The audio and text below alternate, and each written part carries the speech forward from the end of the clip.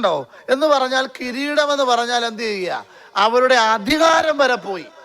ഒരു മനുഷ്യനെ ഉപദേശിക്കാൻ പറ്റാത്ത നിലകളിൽ അവരുടെ അധികാരം പോയി. കാരണം നഷ്ടപ്പെടുവാനുള്ള കാരണം നൃത്തത്തെ വിലാപമായി മാറി. അവരുടെ നൃത്തത്തെ വിലാപമായി മാറി. ഒരു നിലയിലും പൊങ്ങി വരാൻ പറ്റാത്ത നിലകളിൽ മാനസികമായി അവർ വേദന അനുഭവിച്ചു. ഇതെല്ലാം അനുഭവിച്ച് തകർന്ന് തരിപ്പണമായി നിന്നിട്ട് രമ്യാവ് പറയുക, കൂടുതലൊന്നും എൻ്റെ കർത്താവിനോട് പറഞ്ഞിട്ട് കാര്യമില്ല. 21-ാമത്തെ വാക്യം, കൂടുതലൊന്നും പറഞ്ഞിട്ട് കാര്യമില്ല, എനിക്കൊന്നേ പറയാനുള്ളൂ, യഹോവേ ഞങ്ങൾ മടങ്ങി വരേണ്ടതിന്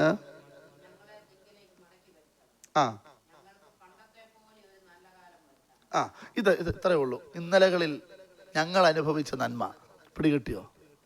ഇന്നലകൾ ഞങ്ങൾ അനുഭവിച്ച വെള്ളം, ഇന്നലകൾ ഞങ്ങൾ അനുഭവിച്ച വിറക്, ഇന്നലകൾ ഞങ്ങൾ അനുഭവിച്ച നിത്യോപക സാധനങ്ങൾ, ഇന്നലകൾ ഞങ്ങൾ അനാഥരല്ലായിരുന്നു, ഇന്നലകൾ ഞങ്ങൾ വിധവമാരല്ലായിരുന്നു, ഇന്നലെ ഞങ്ങൾ മറ്റുള്ളവരുടെ മുൻപിൽ കൈ നീട്ടിയിട്ടില്ല, ഇന്നലകളിൽ മറ്റുള്ളവരുടെ മുൻപിൽ പോയി ഞങ്ങൾ വാവിട്ട് ചോദിച്ചിട്ടില്ല. എന്നാൽ ജീവിതത്തിൽ പ്രാർത്ഥന കുറഞ്ഞു വന്നപ്പോൾ, ദൈവവുമായിട്ടുള്ള ബന്ധം കുറഞ്ഞു വന്നപ്പോൾ ഇതിനെല്ലാം മാറ്റങ്ങൾ സംഭവിച്ചു.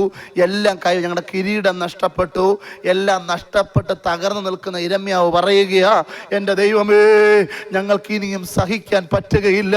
2024 അവസാനത്തെ ഉപവാസ പ്രാർത്ഥനയുടെ ഈ അവസാന ദിവസം പരിശുദ്ധാത്മാവ് പറയുന്ന ഒറ്റ കാര്യമേ ഉള്ളൂ, മടങ്ങി വരണം, മടങ്ങി വരിക. പണ്ടത്തെ പോലെ നല്ല കാലത്ത് റീസ്റ്റോർ, റിട്ടേൺ, റിന്യൂ, മടങ്ങി വരിക, മടങ്ങി വരിക. ഒരു പുതുക്കത്തിന് വേണ്ടി, ഒരു ഉണർവിന് വേണ്ടി, ഒരു പ്രാർത്ഥനയ്ക്ക് വേണ്ടി, ഒരു ആരാധനയ്ക്ക് വേണ്ടി, ഒരു ഉപവാസത്തിന് വേണ്ടി, ഒരു നിലനിൽപ്പിന് വേണ്ടി, ഒരു ഉയർച്ചയ്ക്ക് വേണ്ടി, ഒരു അധികാരത്തിന് വേണ്ടി മടങ്ങി വരിക. സ്തോത്രം. ഇന്ന് പകൽ അതാ ദൈവം ആഗ്രഹിക്കുന്നത്. ഉപവാസ പ്രാർത്ഥനയുടെ ലക്ഷ്യമതാ. 40 ദിവസം ഉപവാസ പ്രാർത്ഥന നമ്മൾ പ്രാർത്ഥിച്ചു. ആയിരിക്കാനിടയായി തീർന്നത് എക്സോഡസ് ഇൻ ഗ്രേസ്, കൃപയിൽ നടക്കുക. ആ കൃപയിൽ നടന്ന വ്യക്തി ഇന്ന് പകൽ പ്രാപിക്കേണ്ടത് കൃപയിൽ പുതുക്കം പ്രാപിക്കണം, കൃപയിൽ മടങ്ങി വരണം, കൃപയിൽ പുതുക്കത്തിൽ കൂടെ, അനുഗ്രഹത്തിൽ കൂടെ പണ്ടത്തെ കാലത്തെക്കുറിച്ച് ഓർക്കണം. ഇറങ്ങിത്തിരിച്ചപ്പോൾ എന്തൊരു സന്തോഷവും ആനന്ദവുമായിരുന്നു, എന്തൊരു അനുഗ്രഹമായിരുന്നു. പക്ഷേ കാലക്രമേണകൾ നമ്മുടെ പണത്തിന് സിറ്റുവേഷൻ മാറി, നമ്മുടെ സാഹചര്യങ്ങൾ നല്ല വീടുകളായി, ചത്തിട്ട നല്ല വീടുകളായി, സ്തോത്രം, വാഹനങ്ങളായി, നന്മകളായി, തലമുറകളൊക്കെ ആയി കഴിഞ്ഞപ്പോൾ പണ്ടത്തെ അനുഭവങ്ങളൊക്കെ നമ്മുടെ മനസ്സിൽ നിന്ന് മാറി മാറി പോവുകയാണ്. എന്നാൽ ഇരമ്യാവ് ഇന്ന് പകൽ വീണ്ടും നമ്മളെ ഒന്ന് റിന്യൂ ചെയ്യിപ്പിക്കുകയാണ്. മടങ്ങി വന്നോണം കേട്ടോ. ഇന്നത്തെ പോലെയല്ല, ഇന്നലകളിലെ പോലെയല്ല, പണ്ടത്തെ പോലെ ഒരു കാലത്തിലേക്ക് മടങ്ങി വരിക. കണ്ടോ, ഇരമ്യാവ് മടങ്ങി വരുത്തണമേ, പിന്നെ മതി എനിക്കെല്ലാം. ദൂത് ഇന്ന് പകൽക്കാലം ദൈവാത്മാവിന് നമ്മോട് പറയാൻ ഒറ്റ കാര്യമേ ഉള്ളൂ. കർത്താവ് ചില 4 കാര്യങ്ങളിൽ പൊതിഞ്ഞാണ് നമുക്ക് ചില നന്മകൾ തരുന്നത്. 4 കാര്യങ്ങളിൽ പൊതിഞ്ഞ. അതിൻ്റെ 20-ാമത്തെ വാക്യം ഒന്ന് വായിച്ചേ. 1, നീ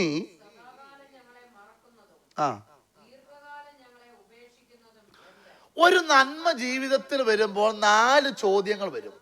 എന്നാൽ ആ നന്മ ദൈവം തരുന്നതിൻ്റെ ആദ്യത്തെ 2 ചോദ്യമായി ഇപ്പം വായിച്ചത്, സദാകാലത്തോളം നീ ഞങ്ങളെ മറക്കുവാനും. കണ്ടോ, 2 ചോദ്യങ്ങളോടെയാണ് ഇരമ്യാവ് ഒരു മറുപടിയിലേക്ക് കയറുന്നത്. ഇന്ന് പകൽ ഓർത്തോണം, ഒരു പ്രാർത്ഥനയ്ക്ക് വേണ്ടി, ഒരു ഉപവാസത്തിന് വേണ്ടി ദൈവസ്ഥനായിരിക്കും ദൈവപൈതലേ, ചില ചോദ്യങ്ങൾ അറിയാതെ എന്നിൽ നിന്നും നിങ്ങളിൽ നിന്നും പുറത്തു വീഴാറുണ്ട്. ദൈവമേ, എത്ര നാൾ, എങ്ങനെ, ഇങ്ങനെ പോയാൽ എന്തായി തീരും എന്നൊക്കെ ചിന്തകൾ ജീവിതത്തിൽ കടന്നു വരും. എന്നാൽ ഓർത്തോണം, യഥാർത്ഥ പ്രാർത്ഥനയ്ക്ക് വേണ്ടി അവൻ മുഴങ്കാൽ മടക്കുന്നതിന് മുന്നമേ 2 കാര്യങ്ങൾ ദൈവത്തോട് ചോദിച്ചു. സദാകാലം ഞങ്ങളെ മറക്കുന്നതും ദീർഘകാലം ഞങ്ങളെ ഉപേക്ഷിക്കുന്നത് എന്തിനാ? ഈ 2 ചോദ്യങ്ങളോടെ എത്ര കാലം ഇങ്ങനെ പോകേണ്ടി വരും? എത്ര നാൾ ഇങ്ങനെ ഞാൻ രോഗിയായി മാറും? എത്ര നാൾ ഞാനിങ്ങനെ ജോലിയില്ലാതിരിക്കും? എത്ര നാൾ ഇങ്ങനെ ശുശ്രൂഷയിലായിരിക്കും? എത്ര നാൾ ഞാൻ കുടുംബത്തിൻ്റെ വിഷയങ്ങളിൽ, കുഞ്ഞുങ്ങളുടെ വിഷയത്തിൽ ഭാരപ്പെടേണ്ടി വരും? എത്ര നാൾ എന്നുള്ള ചോദ്യത്തിന് നടുവിൽ 22-ാമത്തെ വാക്യം വായിച്ചേ. അല്ല,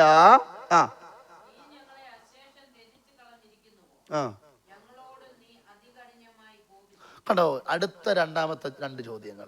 ആദ്യത്തെ 2 ചോദ്യങ്ങൾ, സദാകാലം ഞങ്ങളെ മറക്കുന്നത്, ദീർഘകാലം ഞങ്ങളെ ഉപേക്ഷിക്കുന്നത് എന്ത്?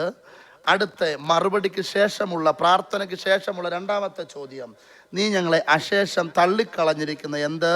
അതികഠിനമായി ഞങ്ങളോട് കോപിക്കുന്നത് എന്ത്? പല ചോദ്യങ്ങൾക്കും ഉത്തരം കിട്ടാതെ ഇന്ന് പകലായിരിക്കുന്ന ദൈവ പൈതൽ ദൈവത്തോട് പറയും, അപ്പാ, മുകളിലും എനിക്ക് 2 ചോദ്യങ്ങൾ ചോദിക്കാനുണ്ട്, താഴെയും എനിക്ക് 2 ചോദ്യങ്ങൾ ചോദിക്കാനുണ്ട്. എന്നാൽ ഈ 2 ചോദ്യങ്ങളുടെ ഇടയിൽ ഞാൻ എൻ്റെ ദൈവത്തോട് പറയുകയാ, ഞങ്ങൾ മടങ്ങി വരുത്തണമേ, എന്നെ ഒന്ന് മടക്കി വരുത്തണമേ, എന്നെ ഒന്ന് മടക്കി വരുത്തണമേ. ഹല്ലേലൂയ. കോപിക്കുന്നതും ദീർഘകാലം ഞങ്ങളെ മറക്കുന്നത് എന്താണെന്ന് ചോദിച്ചിട്ട് അവൻ മുഴങ്കാൽ ഇരുന്നിട്ട് പറയുകയാ, ഇനി എൻ്റെ കർത്താവിനോട് ചോദ്യം ചോദിച്ചിട്ട് കാര്യമില്ല, മറുപടിക്ക് വേണ്ടി ഉപവസിക്കണം. മറുപടിക്ക് വേണ്ടി അവൻ ഇരുന്നിട്ട് ചോദിക്കുക, അപ്പാ, പണ്ടത്തെ പോലെ നല്ല കാലത്തിലേക്ക് എന്നെ മടക്കി കൊണ്ട് വരുത്താമോ, ഞങ്ങളെ ഒന്ന് പുതുക്കത്തിലേക്ക് കൊണ്ടുവരാമോ? എന്നിട്ട് വീണ്ടും അവൻ ദൈവസ്ഥനിൽ ഇരുന്നുകൊണ്ട് അടുത്ത ചോദ്യം ദൈവത്തോട് ചോദിക്കുകയാ, ഹല്ലേലൂയ, നീ എന്നെ ത്യജിച്ചു കളഞ്ഞത് എന്ത്? അതികഠിനമായി ഞങ്ങളെ കോപിച്ചത് എന്ത്? പ്രാർത്ഥിക്കുന്ന ഒരു ദൈവപൈതലിൻ്റെ ജീവിതത്തിൽ നിന്നും ചോദ്യങ്ങൾ നഷ്ടപ്പെട്ട് ചോദ്യങ്ങൾ ആവശ്യമാ. ദൈവത്തോട് ചോദിച്ചോണം. കർത്താവ് മറുപടി തരാൻ വിശ്വസ്തനാ, കർത്താവ് മറുപടി തരാൻ വിശ്വസ്തനാ. ഓർത്തോണം, അതിൻ്റെ 19ാമത്തെ വാക്യത്തിൽ ഇങ്ങനെ വായിക്കുന്നത്, യഹോവേ, നീ ശാശ്വതനായും നിന്റെ സിംഹാസനം. കണ്ടോ, പ്രാർത്ഥിക്കുന്നവൻ ചില പ്രഖ്യാപനങ്ങൾ നടത്തണം. എന്താ പ്രഖ്യാപനം? കണ്ടോ, നിന്റെ സിംഹാസനം തലമുറ തലമുറയായിരിക്കുകയാണ്. നീ ശാശ്വതനായും നിന്റെ സിംഹാസനം തലമുറ തലമുറയായിരിക്കും. പ്രാർത്ഥിക്കുന്നവൻ ഭവനത്തിനകത്ത് ചില പ്രഖ്യാപനങ്ങൾ നടത്തണം. നമ്മൾ ആരെ ആരാധിക്കുന്നത്? നമുക്ക് വേണ്ടതെല്ലാം തരാൻ ദൈവം വിശ്വസ്തനല്ലേ? മനുഷ്യൻ നമുക്ക് അളന്നു തരുന്നതിന് പരിമിതികളുണ്ട്. എന്നാൽ സ്വർഗത്തിലെ ദൈവം ശാശ്വതനാ, അവൻ ഉന്നതനാ, അവൻ നിനക്ക് തരാൻ വിശ്വസ്തനാ. ഈ കാര്യം അവൻ്റെ ഉള്ളിൽ നല്ല ബോധ്യത്തോടെ നിൽക്കുകയാണ്. 14 രാജാക്കന്മാർ മാറി മാറി ഭരിച്ചിട്ടും സ്തോത്രം, മാറ്റങ്ങൾ വരാത്ത യെരൂശലേമിനെയും ബാബിലോണിനെല്ലാം ചേർത്ത് നിർത്തി കരയുന്ന പ്രവാചകൻ പറയുക, എൻ്റെ ദൈവം പണ്ടത്തെ ഒരു കാലത്തിലേക്ക് എന്നെ മടക്കി കൊണ്ടുവരുത്തും. വിശ്വാസ വചനങ്ങളിൽ അത് നമുക്ക് പ്രാപിക്കുവാൻ കഴിയും. 2024 ഞാനും നിങ്ങളും പ്രവേശിക്കുമ്പോൾ നമ്മുടെ എല്ലാ ഉള്ളിൽ ഒരു വിശ്വാസ പ്രഖ്യാപനം ഉണ്ടാകണം കേട്ടോ. എന്താ വിശ്വാസ പ്രഖ്യാപനം എന്നറിയാമോ? നീ ശാശ്വതന. 2, നീ തലമുറ തലമുറയായി നിന്റെ സിംഹാസനം ഇരിക്കുന്നു എന്ന് ഞാൻ വിശ്വസിക്കുന്നു. നമ്മൾ സാധാരണപ്പെട്ടവനെ അല്ല ആരാധിക്കുന്നത്, സർവശക്തിമാനായ ദൈവത്തെ ഞാനും നിങ്ങളും ആരാധിക്കുന്നത്. ഇന്നിവിടെ വന്നിരിക്കുന്ന ഓരോ ദൈവ പൈതലും ദൈവത്തോട് പറയണം, കർത്താവേ, ഞങ്ങളെ ഒന്ന് മടക്കി വരുത്തണം, ഞങ്ങളിത് പുതുക്കണം പണ്ടത്തെ പോലെ കാലത്തിലേക്ക്. ഇന്ന് പകൽ ദൈവം അതിനായി നമ്മളെ സഹായിക്കട്ടെ എന്നുള്ള പ്രാർത്ഥനയോടെ നമ്മുടെ കണ്ണുകൾ ദൈവസന്നിധിയിൽ അടയ്ക്കാം. ഹൃദയങ്ങളെ ദൈവസന്നിധിയിലേക്ക് ഏകാഗ്രമാക്കി ഒരുപോലെ എല്ലാ നാവുകളും തുറന്നുകൊണ്ട് ആത്മാവിൽ നിന്ന് പ്രാർത്ഥിച്ചേ, എൻ്റെ കർത്താവേ, പണ്ടത്തെ പോലെ കാലത്തിലേക്ക് എൻ്റെ ദൈവം എന്നെ മടക്കിക്കൊണ്ട് വരുത്തണമേ. വിശ്വാസ ജീവിതത്തിൽ ആരെല്ലാം നിന്നെ കൈവിട്ടാലും, ആരെല്ലാം നിന്നെ ഉപേക്ഷിച്ചാലും, ആരെല്ലാം നിന്നെ തടസ്സം സൃഷ്ടിച്ചാലും, ദൈവമേ, കരയുന്ന പ്രവാചകൻ പറയുക, എന്നെ ദൈവം മടക്കി കൊണ്ടുവരുത്തും. കാരണം എന്നാണെന്നറിയാമോ? അവൻ ശാശ്വതനായ ദൈവമാ. ദൈവകരങ്ങളിലേക്ക് ഏൽപ്പിച്ചു പ്രാർത്ഥിക്കാം.